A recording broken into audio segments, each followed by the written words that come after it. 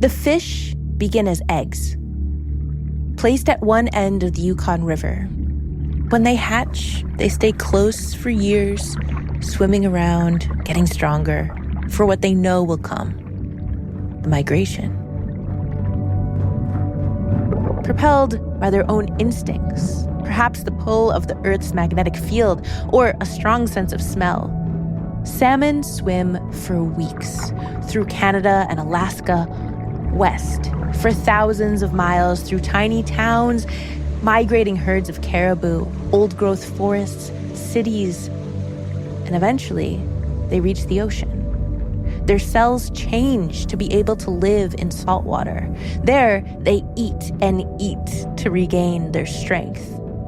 And when it's time, they turn around and swim right back up the river, all the way back to where they were born, where they lay and fertilize their own eggs, and then die. Every year for millions of years, king salmon have made this journey through the Yukon, attracting living beings to the river. Things like bears and trees and humans, they all evolved to rely on the yearly ritual of the salmon run. But now the salmon aren't running.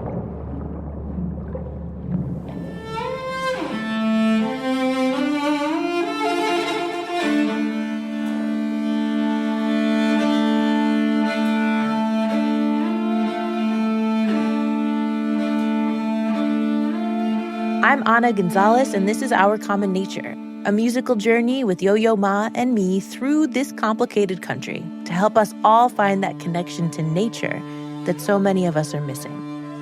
We climb mountains, play music, drive dirt roads, recite poetry, traverse rivers and oceans and even our own brains, all to figure out how to better live on our planet together. In this episode, we are in Alaska, looking at how the order of life here is changing and how the people who live here and care deeply about this place are responding to that change by coming together even closer against insurmountable odds. And in order to do that, we're going to go on a little bit of a journey, starting in a house in Fairbanks, Alaska, filled with musicians and activists, where one of those artists will take us up hundreds of miles to a tiny town where the midnight sun lingers over the horizon, where the mosquitoes reign, and where the Gwich'in people are dealing with the void that salmon have left in the Yukon River. But we start with a little story about how Yo-Yo wound up here. You made all of our hearts beat together. Culture is what turns the other into us. I was the other until yesterday. You turned me into one of you through your culture of openness. And that story begins with singer-songwriter Quinn Christopherson and his dogs. She does this when people are here to show that she's dominant. We settle into Quinn's apartment, strewn with instruments and dog toys, and we immediately start talking about fish. You know, growing up, there's an abundance. So much fish. Yeah, so much fish. A lot of work to be done. We're taught to use everything that we catch, like the skin we fried up and the guts, we just give it to the dogs, and then they have just the most beautiful fur, right? And then the eyeballs, that's a prank that you pull on your friends. What do you do with the eyeballs? Try and get them to eat it. Quinn is Alaska native, a mix of Atna and Inupiaq, and he grew up going fishing with his family in Alaska. But that has changed. You know, there is less and less salmon now. For the past 20 years or so, salmon numbers have been declining in parts of Alaska. The predictability of the every summer fish camp is gone, and Quinn is coping with that loss the best way he knows how. I started writing poetry when I was in 7th grade, and I remember it so clear because I was going through a really hard time, with my home life, and I just started writing these poems and immediately felt better.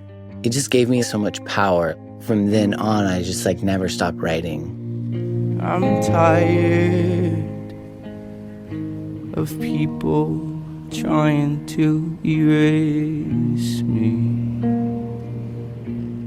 Today, Quinn is making a career out of that process. He's a singer-songwriter, and this song is what won him the NPR Tiny Desk Contest. Trying to erase me. Quinn tours all over the world, singing words that he wrote, processing all of the big emotions of his life. I'm tired. He's also a trans man and known as one of the few queer Alaska Native musicians in the public eye.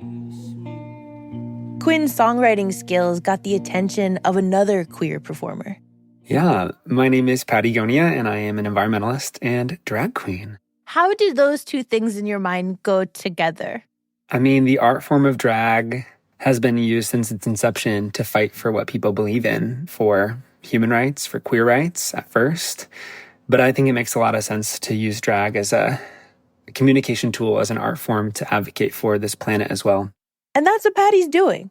She's known for going out into nature in full drag, hiking in heels, skiing with a full beat on her face, 3 feet of wig flying in the wind, all to raise awareness for enormous environmental issues. And recently, she turned her attention to a glacier in Alaska that meant a lot to her. My dad passed of brain cancer about 10 years ago. And when he passed, I took his ashes up to Alaska with my brother. And I got to scatter my dad's ashes in front of this glacier because he was actually born in Anchorage. And so it felt like a way to close that chapter. And when she went there, she saw that it was dying. You see 3-story tall sections of ice crash into the water. This is one of the many big changes in Alaska.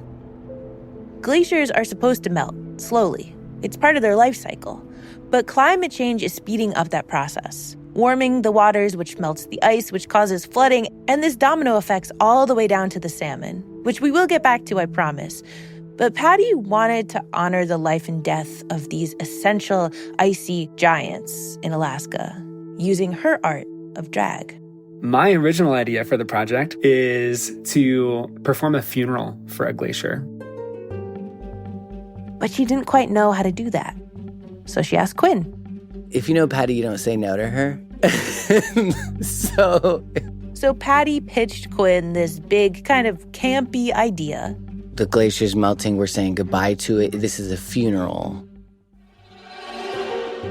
But that didn't sit right with Quinn. My perspective as a Native person is that we're not different than nature. So when we're talking about nature, we're talking about ourselves. And we're taking care of nature, we're taking care of ourselves. We have so much fight to do, so much work to do. It would be a disservice to say, all right, nice knowing you. That's how it kind of turned into a love song. I'm so thankful for collaboration because, that direction took an about face. And instead of giving up, the perspective changed to what if there was something worth fighting for? And this is an idea that Yo-Yo Ma can vibe with. Pattie Gonia and Quinn are incredible characters. They're both so devoted to their mission to highlight what is happening to their homes and to have a human reaction to it.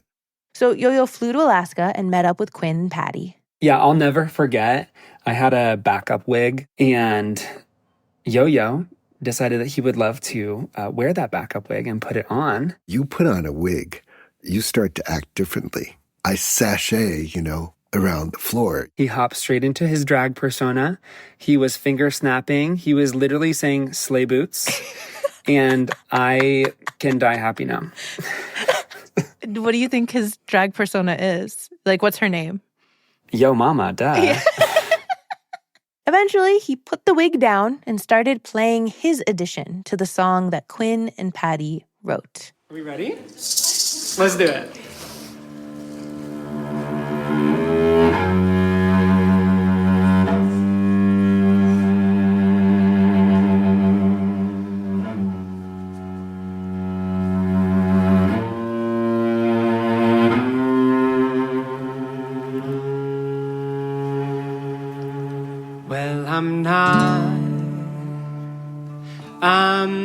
gonna say goodbye.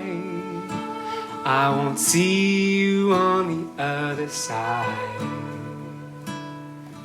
Even when I feel tired, I won't stop. You and I, made up of the same thing. Nature running in our veins.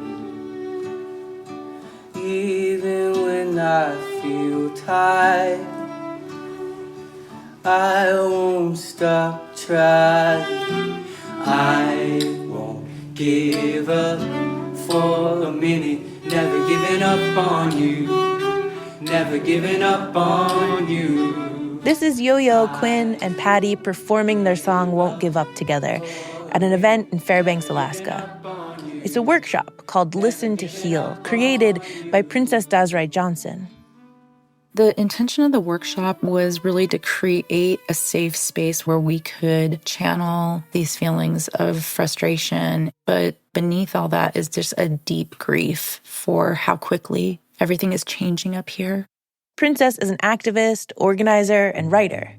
And she wrote a poem about salmon, which she performed after Pattie, Quinn, and Yo-Yo in Fairbanks. Oceans and rivers, once teeming with life. The title of this poem is When We Were Salmon.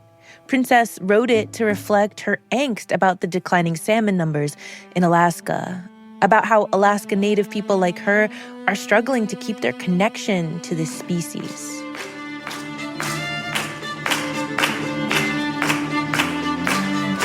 Let us dream together. Let us honor what is left and make prayers to restore our relationship so we might continue to swim together, so that we might see once again full nets and busy fish camps. As Princess projects these words into a small room in Fairbanks, it's kind of hard to see how a musical performance to a small crowd can change anything.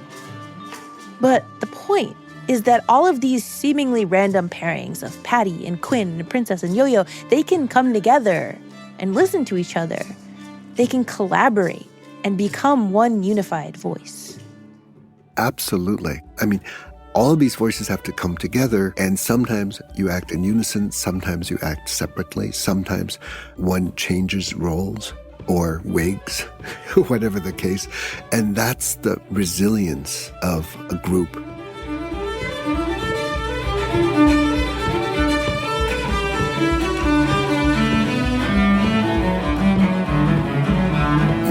Wynton Marsalis has a way of talking about jazz as being a democracy. And when I heard him say that, I said, wait a minute, that applies to chamber music. It applies to any large-scale artistic group where people agree that there's going to be a form and guardrails of that form. And once you agree, it's a micro version of our Constitution.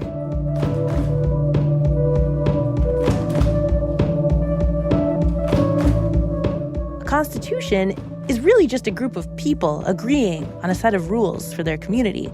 And I get how people do it with music. But how do actual governments figure out those rules? And how the heck do people ever agree on them? It's not easy, but we have to protect the salmon.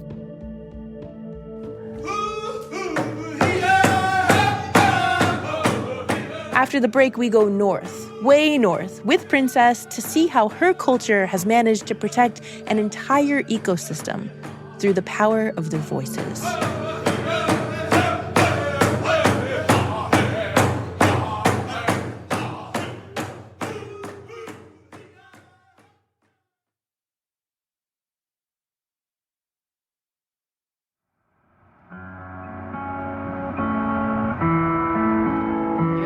To 1170 AM Alaska AM radio. That's all you get. only station you get on the drive up to Circle. It is Sunday, July 14th, 2024, and we've been driving Stee's Highway for about 100 miles. Our Common Nature is back. I'm Ana González, and my producer Alan and I are on the only road that drives into Circle, Alaska. In fact, we are driving to the end of the road, like where there are no more roads, 50 miles south of the Arctic Circle. This is the farthest north I've ever been. No, this is the furthest north you've ever been. Actually, you're wrong. This is now the farthest north I've ever been. I'm pretty sure you're wrong. This is the furthest north you or I have ever been. And again, I'm going to correct you because it's actually right now. We're traversing mountain ranges, passing crystalline lakes, eating cheese sandwiches, and hoping that we don't get a flat tire as the road becomes unpaved. We're only a few weeks out from the summer solstice, so luckily we don't have to worry about driving in the dark. 6:48, coming up on 7 p.m. The sun is not setting. Don't really know what's going to happen, but the plan is we're going to literally camp. We're going to pop our tents and spend the next 5 days in Circle along the banks of the Yukon River. Why Circle, population 91? Well, Princess invited us up to attend this year's Gwich'in Gathering, the biennial event that brings together her Alaska Native community, the Gwich'in, from all across Alaska and Canada. Every Gwich'in community has its own vibe. It has its microculture of, Gwich'in life. We're actually lucky we can even drive into Circle. Many Gwich'in communities can only be reached by plane or boat because they lie along the Yukon River. Circle sits at a calm part of the river, and as we finally arrive, we see it glittering in the distance. Every time I get close to the Yukon, I just feel the power of that waterway. I think about my ancestors who traveled up and down it. I think about the life that it gives us. Every 2 years, the Gwich'in Gathering is held at a different Gwich'in community. It's always at the height of summer when the salmon are supposed to be traveling from the ocean almost 2,000 miles back to the beginning of the Yukon in northwestern Canada, where they will spawn and eventually die.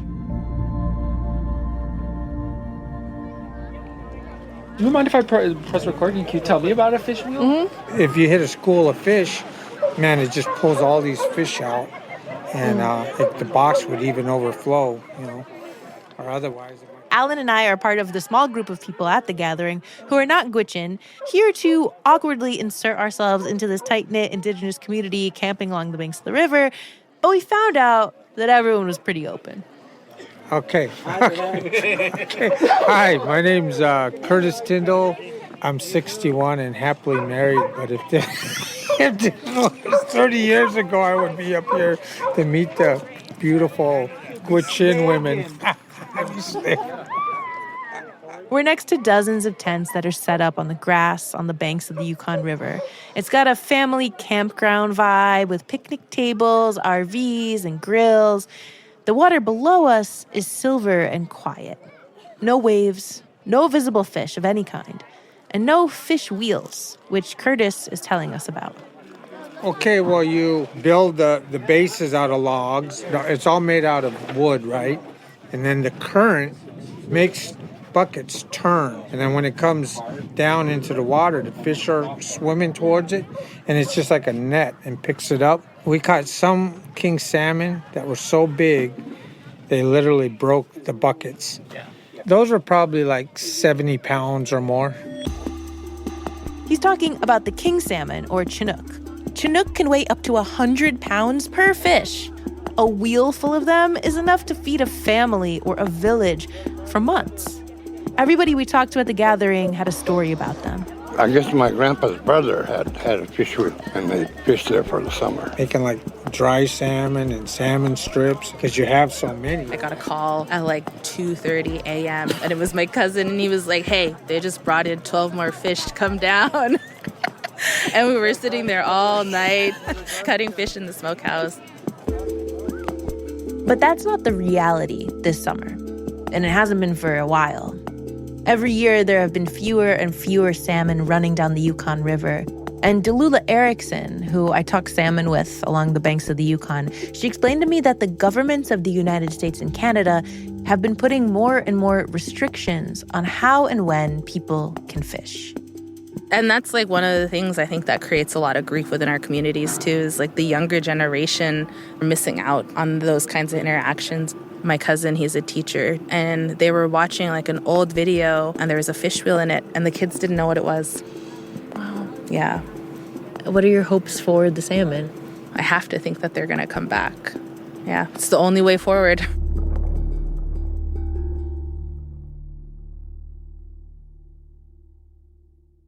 But right now, entire generations are missing out on learning how to fish with their families.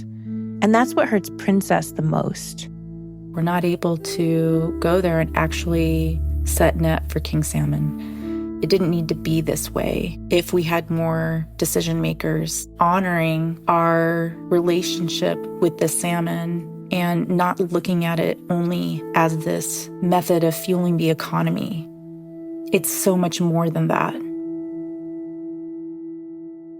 Okay, so let's consider the salmon. What exactly is our human relationship with this fish, outside of just eating it? Oh, it looks like dinner's being served. While waiting in line for dinner one night, we met this tall Swedish scientist named Peter Windsor. We'll let you cut us in line if you give us an interview. Yeah.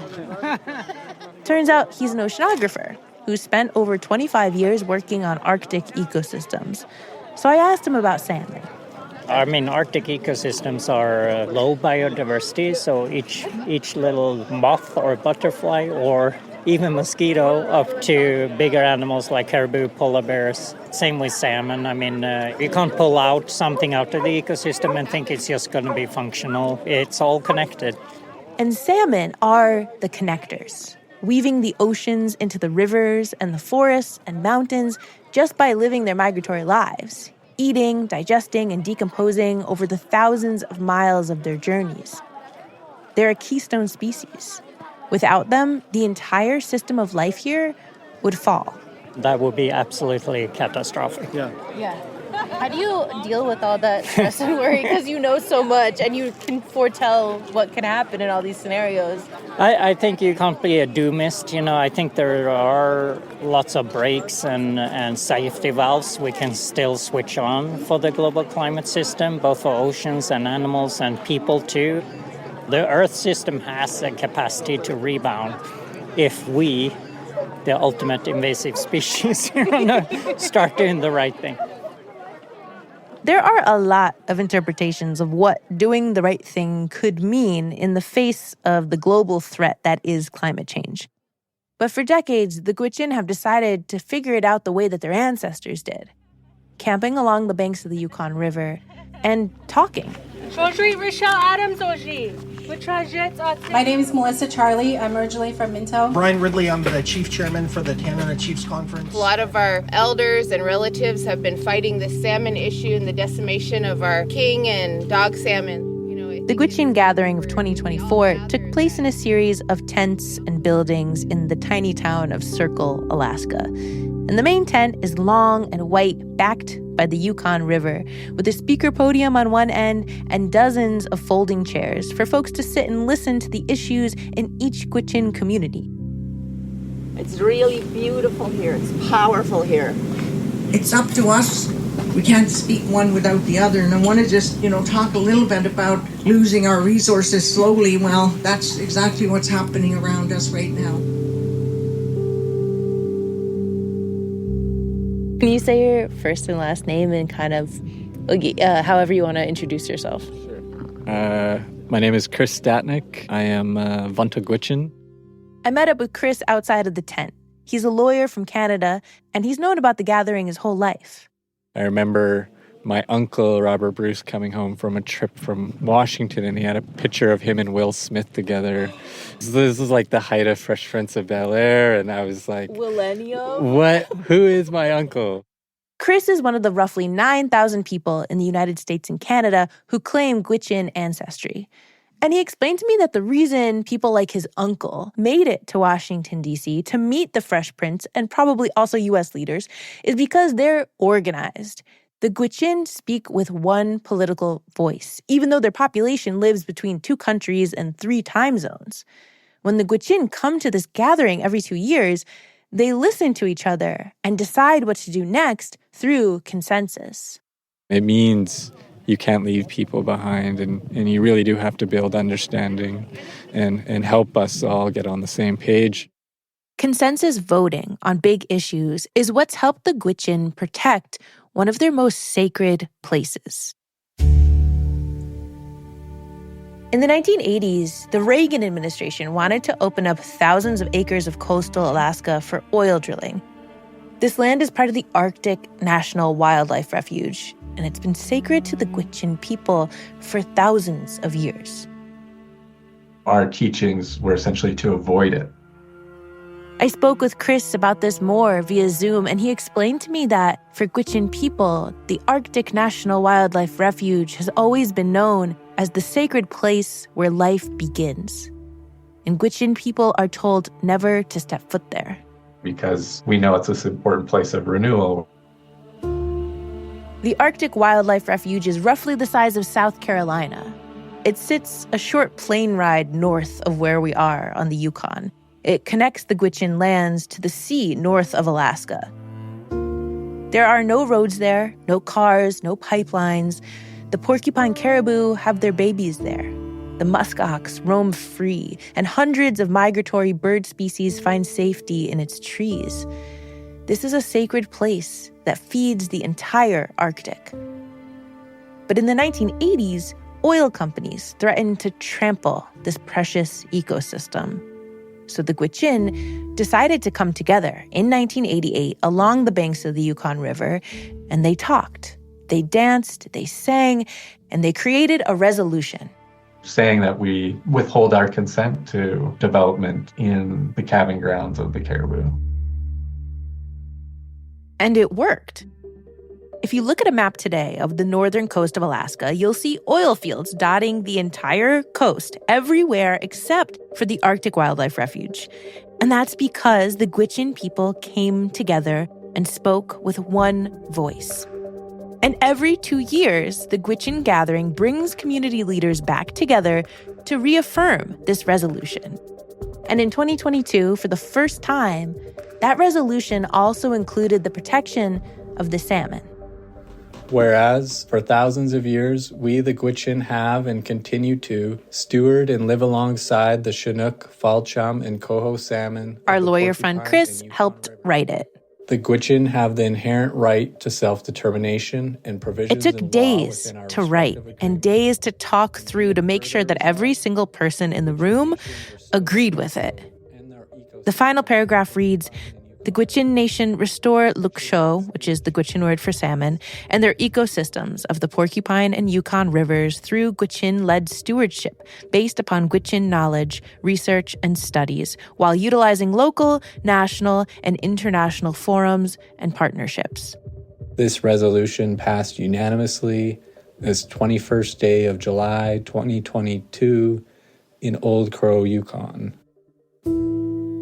But the very next year, the governments of Alaska and Canada decided to take their own action and place a moratorium on all salmon fishing in the Yukon River for one complete life cycle of a king salmon. That's 7 years of no salmon fishing in the Yukon, which maybe sounds like a good idea if you're trying to prevent the salmon from disappearing altogether, except that it only really prevents the very few people who live along the Yukon from fishing in their traditional ways. And those are mostly Gwich'in people, and they didn't all agree with that decision. How the Gwich'in responded after the break.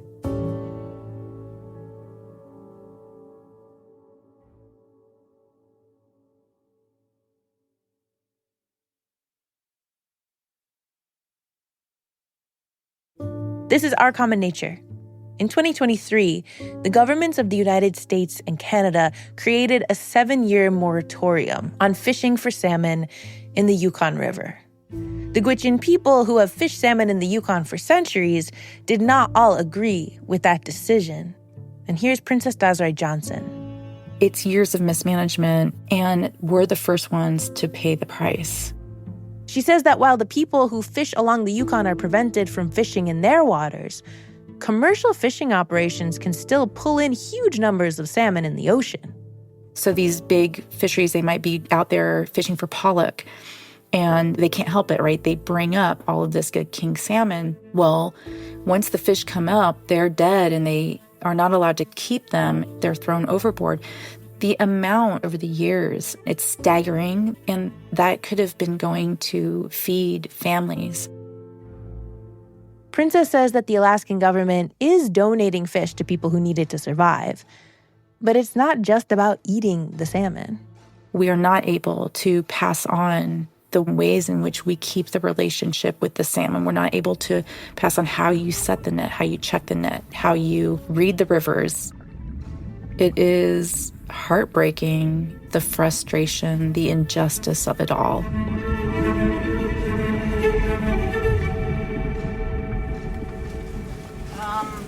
And back in that main white tent at the 2024 gathering, a lot of people were feeling that sort of frustration, especially in the summer before two big elections in the United States and Canada. The next president of the United States, he's going to open everything up to whoever wants to develop it. That's not going to be good for our people. They are going to go there whether we got a United Nations declaration or not. But how much does Canada stand if they're going to go conservative as well, when we don't know? On the last day I was in Circle, all the leaders were supposed to vote to reaffirm this resolution to protect the caribou and the salmon, just like they'd done every 2 years for decades. But some of the older generation seemed to be losing hope in that ancient power of discussion and consensus. What good does a resolution like this do if no one outside of this tent in Circle pays attention? So I stand here unsure, and I will withdraw that resolution and put it back to discussion. But then, so when we come over here, we hear this. A drum came out. It puts joy in my heart, strengthens my identity. Hit the drum for us. It's going to sing for us, help us start our day, reconnect us as one people. And when he drums, I want you to think about your ancestors. Think about those people in 1988 that passed on, that started this. Let's bring them back in here today. Help us to get through some of those things that are really difficult for us. Because there's some things we're going to talk about today that we need to talk about. The core group of singers circled around the drum.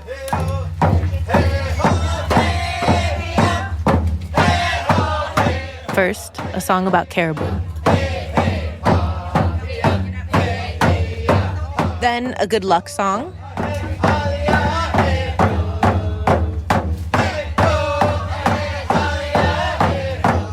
And finally, a song about the salmon. Chukcho Anai, bring the salmon.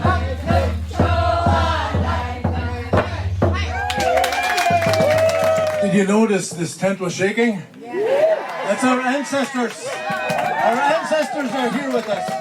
And just like that, it was time to vote on reaffirming all of the resolutions on the table. Approved the Article 25 declaration. It took hours. Even with the drumming and the coming together, there were a lot of questions. We're at an impasse with the federal government in making sure... We've seen this before as a people. Our ancestors have tackled this. Our voices need to be one. We have the authority, the jurisdiction of our people. We need to protect our... I'm here because I feel passionate about the direction it's meant to say we're not just a group of individuals. We're collectives. We're but nations. They were all answered. Nobody was ignored. Can we get a round of applause for that discussion we just had? And then it was time to vote. Can we get a motion for that to approve this resolution from 2022?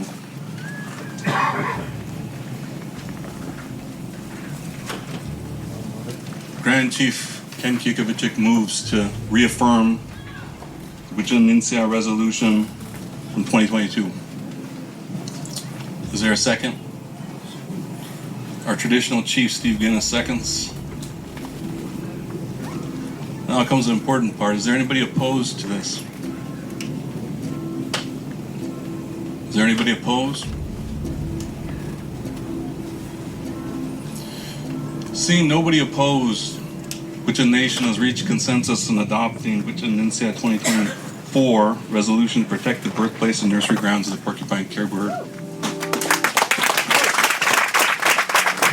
Oh my goodness. That took a while, but that's how we do things. Chris Statnick, our lawyer friend, was in the tent during the resolution talks, and I caught up with him outside. Yeah, we had a lot of good discussion today. That's the way we work towards consensus, which is an actually difficult thing to do, but something that I'm really proud of us at Gwich'in, of continuing to operate that way. That's what we ended up getting to at the end of the day, was a shared understanding of reaffirming and continuing this into the future and using whatever tools we can.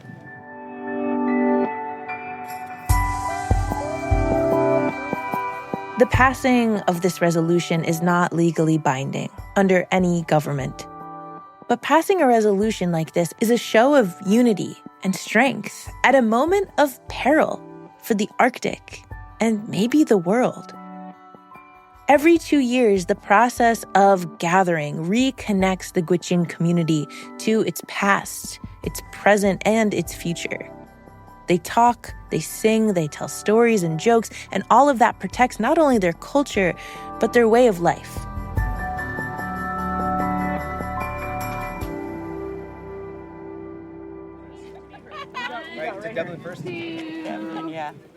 On my last night in Circle, there was a brief rainstorm, and then it passed and left a rainbow. Seriously, it's a double rainbow now. And Princess and I walked down to the banks of the Yukon to take a look. So Ana, what has this experience been like for you? It's a little too loud at the campsite with people having fun, so we're walking down a gravel boat ramp together. And we're looking at a beautiful, huge rainbow that spans one side of the river all the way to the other side of the river.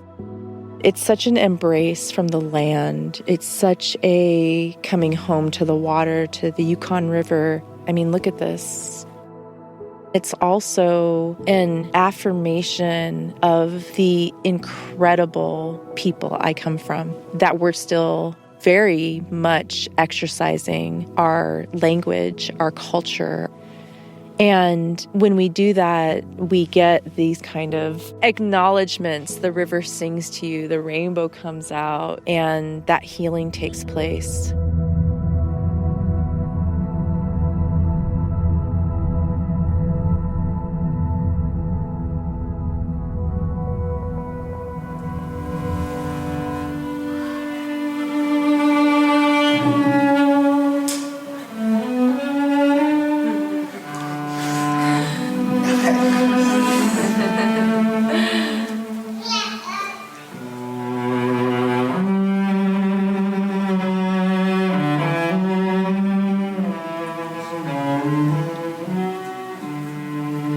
On every single one of these trips, at some point, Yo-Yo will play Somewhere Over the Rainbow.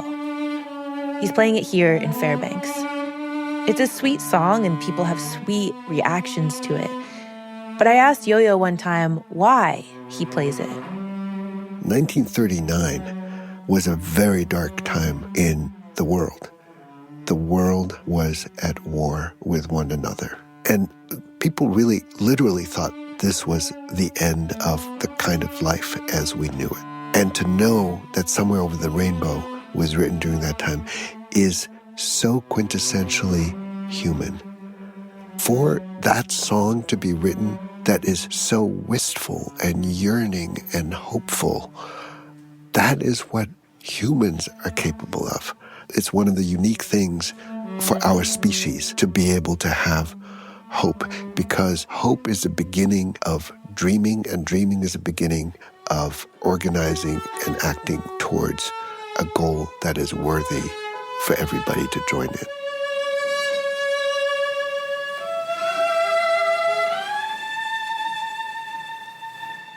dreaming of a new reality, no matter how dark the present one might seem, is the first step towards change. Princess Johnson told me that after this journey through Alaska, first in Fairbanks with Yo-Yo and Pattie and Quinn, and now here on the Yukon River with her people, she was asleep one night, and deep in her subconscious dream state, she had a vision. I was on a bank of a river. I was with one of my brothers. I saw old driftwood and trees coming, the water was surging. It was like a push, and it kind of got me scared because I thought, is this a flood? But when it got closer, it was king salmon from one side of the river to the other, bubbling, pushing the water. And I looked at my brother and I said, we have to tell everyone that they're here, they're back.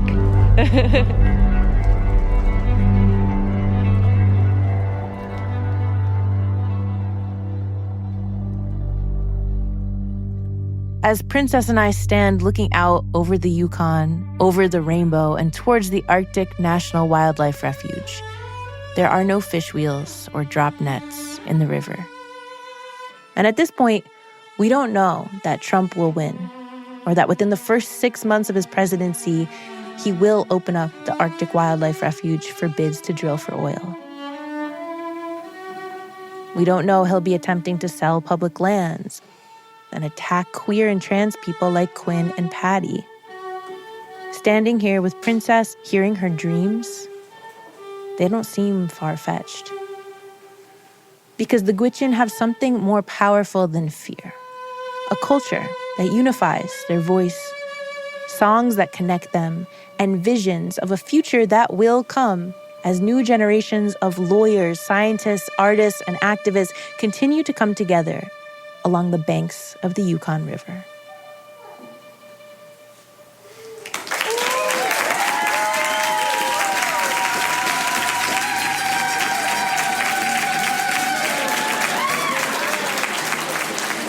In the next episode of Our Common Nature, we go to West Virginia to hear about the ongoing impact of coal in a place where music snakes through the mountains like a river. Our Common Nature is a production of WNYC and Sound Postings, hosted by me, Ana González, produced by Alan Gofinski, with editing from Pearl Marvel. Sound design and episode music by Alan Gofinski. Mixed by Joe Plord, fact-checking by Ana Alvarado. Executive producers are Emily Botine, Ben Manzelkern, Sophie Shackleton, and Jonathan Bays. Our advisors are Mira Burtwin-Tonic, Kamaka Diaz, Kelly Libby, and Chris Newell. Additional audio from Princess and James Johnson. To watch the short film that they made about Yo-Yo's trip to Fairbanks and their series of workshops called Listen to Heal, you could find the link in our show notes. Won't Give Up was written by Pattie Gonia and Quinn Christopherson. You can find the music video where Pattie, Quinn, and Yo-Yo perform on a glacier in our show notes. One of them is in drag, and I won't tell you who. And if you want to listen to more music from this series, you can check out the Our Common Nature EP, featuring Yo-Yo playing with Eric Mingus, Jen Kreisberg, and an Icelandic choir, now available on all streaming platforms. This podcast was inspired by a project of the same name, conceived by Yo-Yo Ma and Sound Postings, with creative direction by Sophie Shackleton, in collaboration with partners all over the world. Our Common Nature is made possible with support from Emerson Collective and Tambourine Philanthropies.